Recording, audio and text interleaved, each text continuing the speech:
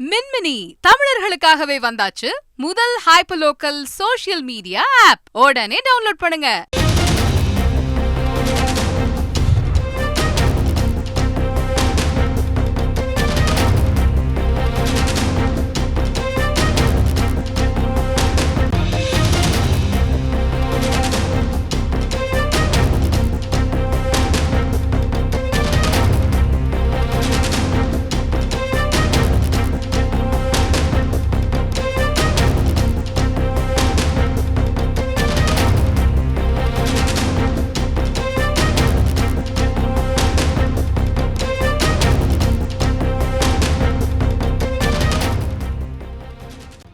தென்காசி நெல்லை மாவட்ட நிர்வாகிகளுடன் ஆலோசனை நடத்தி வருகிறது திமுக தேர்தல் ஒருங்கிணைப்பு குழு.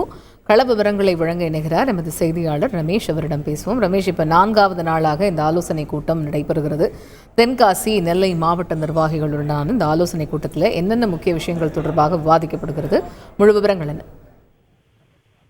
வணக்கம். நாடாளுமன்ற தொகுதி வாரியாக திமுக நிர்வாகிகளுடன் திமுக தேர்தல் ஒருங்கிணைப்பு குழு ஆலோசனை கூட்டம் நடத்தி வருகிறது.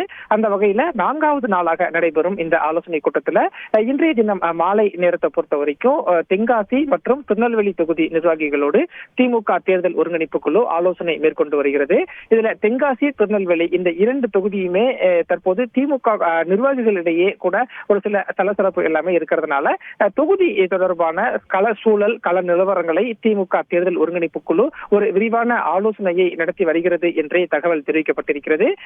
குறிப்பா ஒவ்வொரு நாடாளுமன்ற தொகுதி ஆலோசனையின் போதும் வெற்றி வாய்ப்பு எப்படி இருக்கு, யாருக்கு வாய்ப்பு கொடுத்தா வெற்றி வாய்ப்பு மிக சுலபமாக இருக்கும் அப்படின்னு திமுக தேர்தல் ஒருங்கிணைப்பு குழு ஆலோசித்து வருகிறது.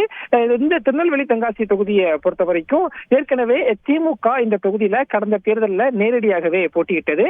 வரக்கூடிய 2024 நாடாளுமன்ற தேர்தலையும் திருநெல்வேலி தென்காசி தொகுதியில திமுக நேரடியாக போட்டியிட திட்டமிட்டிருக்கிறது.